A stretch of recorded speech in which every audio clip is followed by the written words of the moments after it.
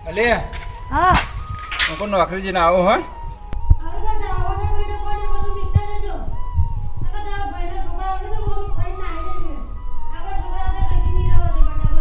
એવામાં જ રહેજે હા કા એ મારા ભાઈના છોકરા હા થોડા પારકા હા એ તો ભગવાને આપણને થોડું ખાવા આલ્યું હોય અને મીઠાઈ આલી હોય આપણા જોડે હોય તેમાં આપણે જોડે એને ખવડાવી શકીએ એ થોડુંક તારા ઘરમાં આવીને ખાઈ જાય તો તને નડે હે કઈ એ તને ખબર નહીં આપણા મારા ભાઈના જ છોકરા હે એમ હવે એના છોકરાને ખવડાવીશું ને તો જ આપણા છોકરાને ભગવાન હે ને ખુશી કરશે અને આપણા છોકરાને કામયાબ કરશે અને ભગવાન હે ને આપણા છોકરાને કદી દુઃખી નહીં થવા દે એના છોકરાને આપણી જોડે જે ભગવાને થોડુંક આલ્યું હશે ને ખાવાનું અનાજ હશે ગમે તે હશે પણ એમ તું એ થારીમાં એમના છોકરાને ખવડાવે ને થોડું કંઈ ગમે તેટલું તો એ તને ભગવાન ઉપરવાળા પૂન આવશે અને તો આવું આવું વ્યાયામ ના રાખીશ અને કોકના છોકરાને ખવડાવે ને એ બહુ પૂન મળે એના બદલે આપણા છોકરાને ભગવાન સારું કરે એટલે તારે આવીને આવી ના રહીશ સાહેબ સુધરી જાતું આવું નહીં વિચારવાનું તારે